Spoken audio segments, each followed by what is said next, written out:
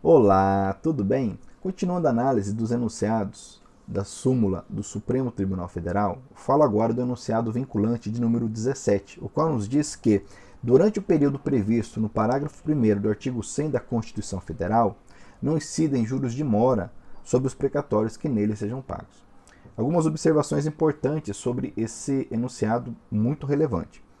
Bom, o sistema de precatórios está previsto no artigo 100 da Constituição Federal, o qual já foi objeto de emendas, decisões do Supremo Tribunal Federal. O sistema de precatórios é uma forma privilegiada da Fazenda Pública pagar os seus débitos oriundos de decisões judiciais. E por que existe esse sistema? Basicamente, para proteger o patrimônio público, para que os bens públicos não sejam objeto de constrição judicial para pagamento, para cumprimento de decisões oriundas do Poder Judiciário. Por conta disto, existe essa sistemática em que o pagamento dessas condenações é feito conforme uma ordem determinada nos termos do artigo 100 da Constituição, sempre em dinheiro. Essa é a regra. Pois bem, precatório. Precatório nada mais é do que essa determinação do Poder Judiciário para que a Fazenda Pública inclua no orçamento seguinte ou no subsequente essa previsão para pagamento desses valores.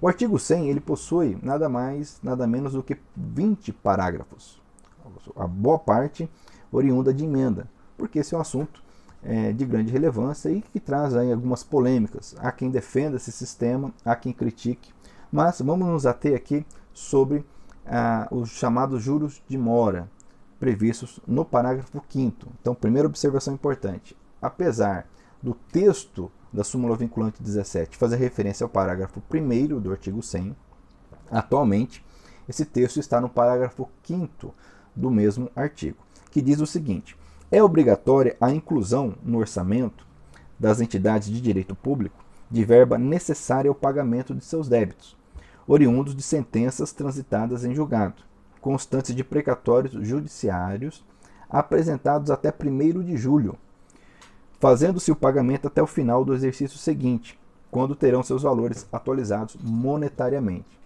Então, o que nos diz esse parágrafo 5º? Que o judiciário deve informar, deve expedir esses precatórios à Fazenda Pública para que ela inclua no seu orçamento.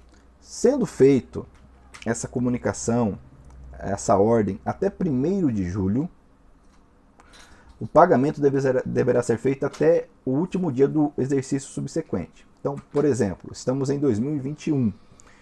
Os precatórios expedidos, comunicados à Fazenda Pública, certo? E quem faz isso é o tribunal respectivo, de onde emanou a decisão, e pela figura do presidente, seja de um TJ ou de um TRF.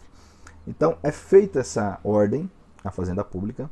Se for feita até 1º de julho de 2021, então o pagamento deverá ser feito até o final de 2022. E por que isso? Porque dentro da sistemática de preparação orçamentária, o 1º de julho possibilita um espaço para inclusão nesse programa, nessa programação da lei orçamentária. Ok? Pois bem, o que o enunciado está nos dizendo? A súmula vinculante 17, que se essa determinação para o pagamento do precatório for feita até 1º de julho, e se a Fazenda pagar corretamente até o final do ano subsequente, não há que se falar em juros de mora nesse período. Por quê? Entre 1º de julho até o final de 2021, um exemplo, até o final de 2022, a Fazenda não está em mora. Ela tem essa prerrogativa constitucional, esse período, esse lapso para realizar o pagamento. De forma que não há que se falar em mora por parte da Fazenda Pública no cumprimento dessa decisão judicial. Pois bem, eventualmente, se a Fazenda Pública não pagar nesse período, e infelizmente ocorre muito isso, aí sim há que se falar em mora, mas é garantido a ela que de 1º de julho, para os casos dos precatórios remetidos até 1º de julho, ela tem até o final do ano subsequente.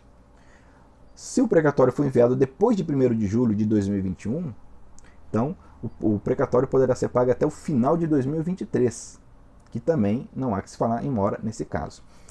Duas observações importantes aqui. A primeira é que há quem entenda que essa súmula vinculante 17 está superada.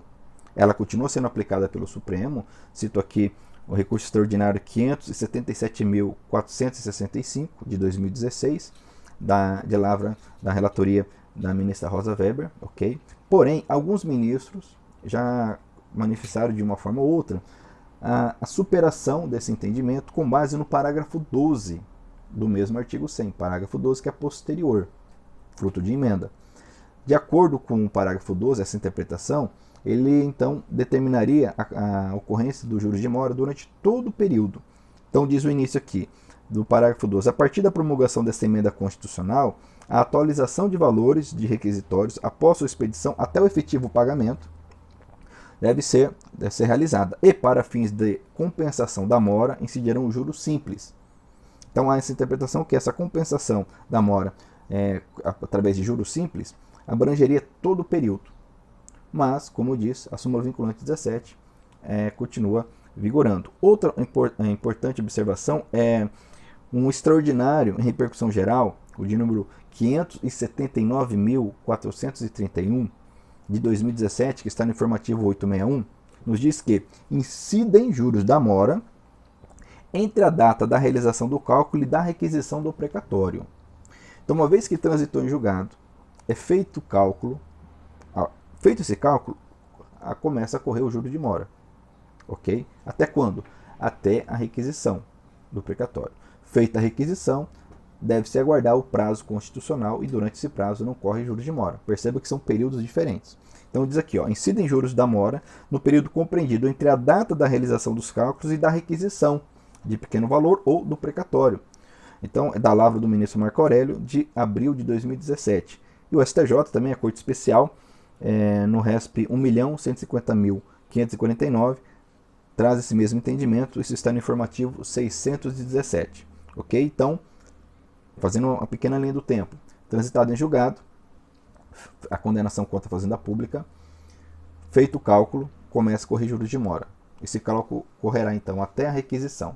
Uma vez que expedida essa ordem, esse precatório pelo Tribunal de Justiça, ou TRF, a fazenda pública, dentro do período do parágrafo 5º, cessa a ocorrência desses juros de mora e não há que se falar nesses juros até que a fazenda então realize o pagamento dentro do prazo. Extrapolado o prazo, correm novamente os juros de mora, ok? Pois bem, assim eu encerro a análise desse importante enunciado, súmula vinculante 17, ok? Se você gostou desse vídeo, te convido a curti-lo, comentá-lo, porque esse é um assunto muito relevante, interessante e diário para quem milita, atua contra a fazenda pública ou mesmo a favor da fazenda pública. Ok? Obrigado por se inscrever em nosso canal e até o nosso próximo vídeo.